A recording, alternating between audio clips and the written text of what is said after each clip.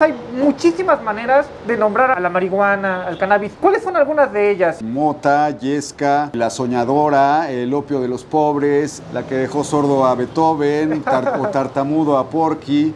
Vamos a que Martita nos pague o que Martín nos invite. Entonces, o a quemarle las patas al diablo, ¿no? Ajá, bueno.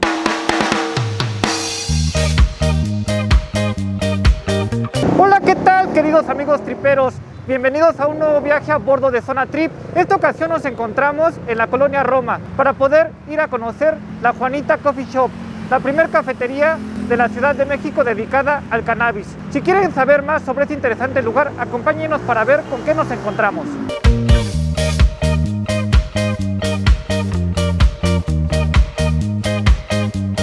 Ya nos encontramos con Leopoldo Rivera, que es uno de los fundadores de la Juanita Coffee Shop. Gracias por recibirnos, Leopoldo. Bienvenidos a la Juanita Coffee Shop. ¿Cómo se les ocurre la idea de crear un espacio como la Juanita Coffee Shop, que es la primera cafetería canábica de la Ciudad de México? La idea surge porque hay una demanda constante y presente en nuestra sociedad de acceder a alimentos, a bebidas, a cultura canábica, en ropa, en información, en materiales hechos con la propia planta, ¿no? La planta, pues ya sabemos que es muy útil, es muy versátil y bueno, pues esa fue la idea, tener un espacio para esta cultura. Esto lo fuimos planeando a mediados de 2020 y logramos materializarlo el 8 de mayo de 2021 cuando abrió sus puertas este pequeño local. El nombre, por supuesto, se debe a que Juanita es uno de los nombres de la cannabis. En el mundo tiene muchísimos nombres, pero uno de ellos es Juanita aquí en México y bueno, fue ocurrencia de nuestro amigo pues ya desaparecido, el maestro Carlos Martínez Rentería, que también es fundador de este espacio. Como bien lo dices, hay muchísimas maneras de nombrar a la marihuana, al cannabis. ¿Cuáles son algunas de ellas? Mota, yesca, la soñadora, el opio de los pobres, la mora,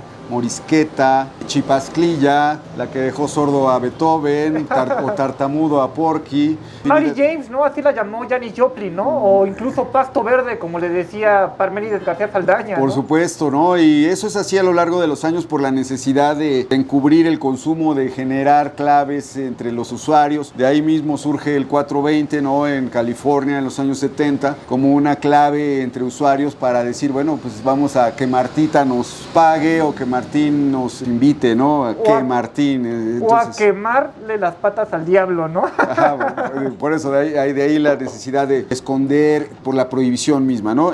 Bueno, esto también lo vemos desde la colonia, ¿no? Cuando los indígenas que querían continuar con sus prácticas herbolarias debían disfrazar los nombres de las plantas, por eso tenemos San Isidro en el hongo o Santa Rosa, que también se le llama entre los otomíes a la marihuana. Ustedes cuentan con varios alimentos. Al inicio eran alimentos obviamente canábicos, pero entiendo que ahorita ya no existe esa posibilidad de alimentos canábicos. ¿Por qué? Las recetas que preparamos integraban semilla de cannabis, aceite de cannabis, diversos componentes de la planta del cannabis, no psicoactivos, es muy importante aclararlo porque eso pues sabemos que está totalmente prohibido todavía, pero las partes nutricionales de la planta pues no considerábamos que estuvieran prohibidas, de hecho te digo, las venden en algunos centros comerciales, pero bueno, tuvimos una intervención de la COFEPRIS que nos dijo que pues si continuábamos vendiendo eso nos iban a clausurar. Entonces, bueno, entendemos que hay que sortear algunos escollos legales y estamos trabajando en eso para poder realizarlo, porque como te digo, hay una demanda constante de gente que está pues deseosa de probar estos alimentos que son sumamente nutritivos, deliciosos y como te digo, no son psicoactivos, o sea que no te ponen.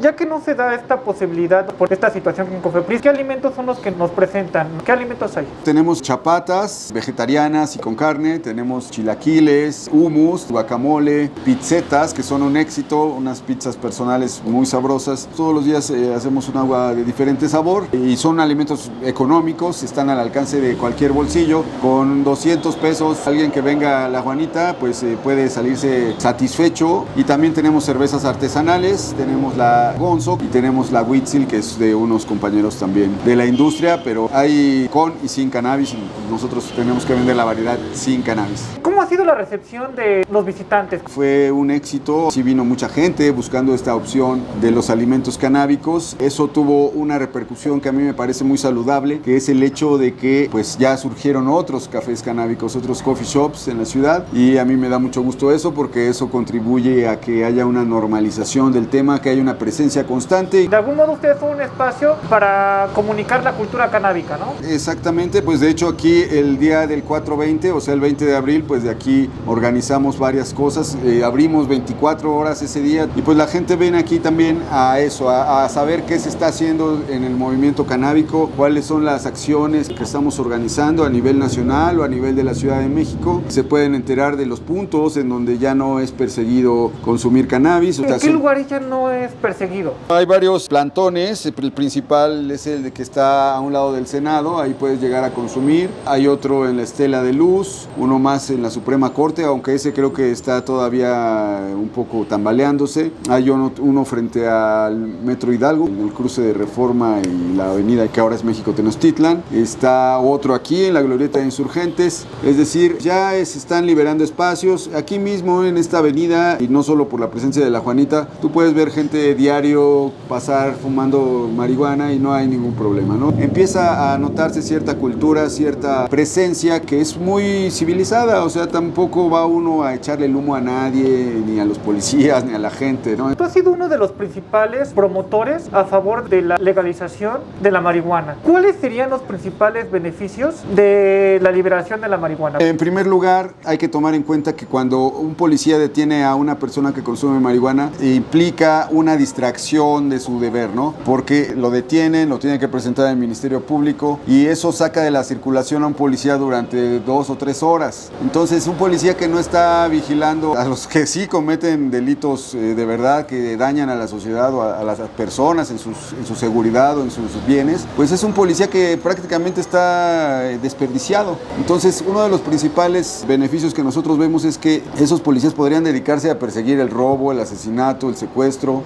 Habría una industria que en otros países está produciendo millones de dólares. Se dejaría de perseguir a los productores que aquí han estado también asediados por el ejército. Podría haber el desarrollo de una herbolaria que ha estado, pero ha tenido que estar oculta también por la prohibición. Unas prácticas herbolarias que integran a la marihuana desde hace mucho. Casi todas nuestras abuelitas tenían su marihuana en alcohol. Hay una cantidad de sustancias en la planta que pueden ser útiles para la salud y las dejamos de investigar por la prohibición. Entonces, al volverse legal, podría investigarse y desarrollarse una industria farmacéutica nacional, una industria del textiles, de la papelera, porque las fibras de la planta sirven para hacer todo lo que se puede hacer con madera o con plástico. ¿Cuáles serían algunos de los riesgos de la marihuana? Uno de los riesgos, pues sí, es el riesgo de dependencia, ¿no? Eso está más o menos establecido, que es como 9%, ¿no?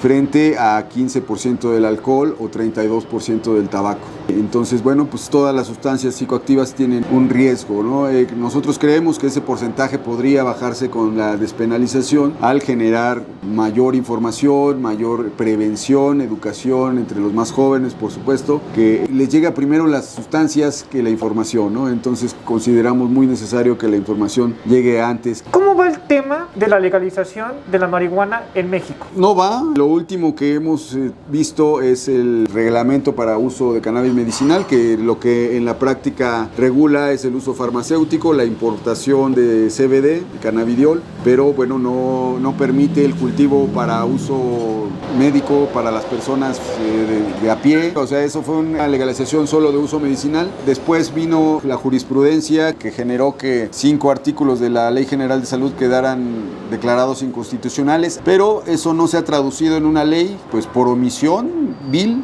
del Congreso de la Unión, que pese a las prórrogas que tuvo, no lo hizo. Y también de la COFEPRIS, que pues ahora que ya no existen esos 5 artículos, ya no es necesario ampararse. La COFEPRIS tendría que dar en automático los permisos, pero no responde las solicitudes. Entonces, la legalización del cannabis, la despenalización no ha avanzado un centímetro y pues lamentablemente pues se siguen deteniendo a los usuarios, se les sigue extorsionando.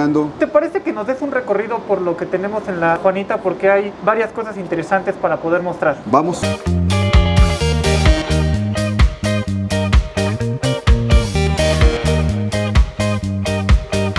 Este es el maestro Carlos Martínez Rentería, es un pequeño homenaje que le hacemos después de su fallecimiento el 7 de febrero de 2022. Es uno de los pilares del movimiento despenalizador en México, ya que fue una de las personas que en 1996 hizo un manifiesto pues advirtiendo del grave problema de violencia que generaba la prohibición. Siempre apoyó el movimiento canábico, siempre apoyó las marchas. Y justamente un referente de la contracultura, ¿no? Porque el director de la revista Generación, en donde realmente ha sido el espacio para hablar de movimientos contraculturales desde hace mucho tiempo, ¿no? 33 años estuvo al frente de la revista Generación y sí, pues sí es alguien que sin duda un referente, como dices, de la contracultura y del discurso por las libertades en nuestro país. Aquí está sosteniendo un frasquito con semillas de cannabis. Y además vemos otros autores de la contracultura, ¿no? Vemos por ahí a J.M. Servín, Benjamín Anaya, Andrés Ramírez, el músico Gerardo Enciso.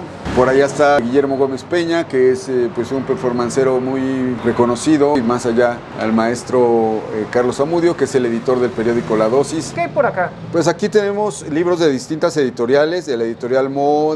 La dirige Guillermo Fadanelli, ¿verdad? Así es, aquí está esta otra editorial, erótica. Tenemos este libro de las redes del narcomenudeo, que es del maestro Carlos Amudio. Tenemos toda la colección de Mota Comics, Cáñamo, la revista un Cáñamo. espacio importante para la cultura canábica. Efectivamente, tenemos La Bruja Blanca, que fue el último libro del maestro Carlos Martínez Rentería, en el que, pues bueno, apostó por una despenalización de la coca también. Aquí tenemos esta pintura del maestro Jesús Iglesias, en la que, si bien es tomada de una de las fotos que están por allá, que les mostré hace unos momentos, pues uno podría decir que estos personajes son casi cualquiera de nuestros amigos. Por acá, obviamente, también vemos papel para poder forjar un cigarrillo. Este es muy bueno porque tiene no solo papel, sino también tiene sus filtritos, de tal manera que podamos añadírselos al cigarro para que no se nos pegue en los labios. Acá tenemos toda una estantería de bongs y otras pipas y bueno, aditamentos para vaporización, que sabemos que los vaporizadores están prohibidos, pero los de productos de tabaco. De todos modos, estas son solo pilas y son artículos que no tienen la sustancia como tal, ¿no? Esta otra vitrina con pipas y otros aditamentos para el consumo. Esto es un tornillo que podría estar arrumbado en cualquier parte del suelo, pero que en realidad pues nos sirve para pues guardar algunas cosas para que pasen desapercibidas, digamos, ¿no? Entonces es un escondite muy adecuado para... Puedes llevar ahí tu marihuana tranquilamente, ¿no? O hasta dinero podrías esconder.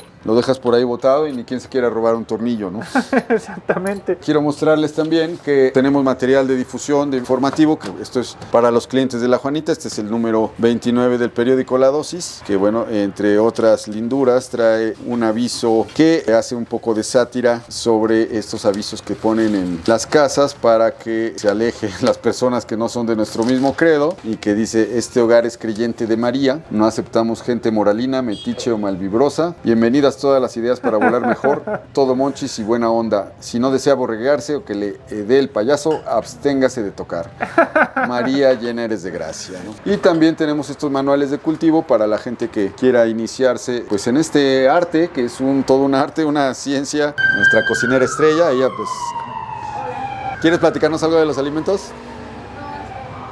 Okay. Nos encontramos con la cerveza Gonzo, que obviamente hace alusión a Hunter S. Thompson, uno de los escritores que prácticamente revolucionó el periodismo y la crónica en Estados Unidos, ¿no? Sí, efectivamente, pues es creador del periodismo Gonzo, un tipo de periodismo en el que, a contrario a la escuela clásica, pues propone que el propio periodista se convierta en parte de la noticia, lo cual pues bueno, fue muy revolucionario en su momento. Una de sus obras más conocidas es Miedo ya es con Las Vegas, en donde él mismo le gustaba consumir varias sustancias, varias drogas, y esto le servía incluso para poder realizar su trabajo, ¿no? Efectivamente. Y esta cerveza, cuéntanos, ¿quién la produce? La elabora la editorial El Salario del Miedo, que está a cargo del maestro J.M. Servín. Esta es una porter y esta es una IPA. Esta es una cerveza muy achocolatada, muy fuerte, es algo pesada, y esta es mucho más ligera. Son muy sabrosas las dos. Triperos, para poder venir a tomarse una cerveza Gonzo. Te agradezco muchísimo este recorrido, esta entrevista, que es muy muy interesante. Muchas gracias por abrirnos este espacio.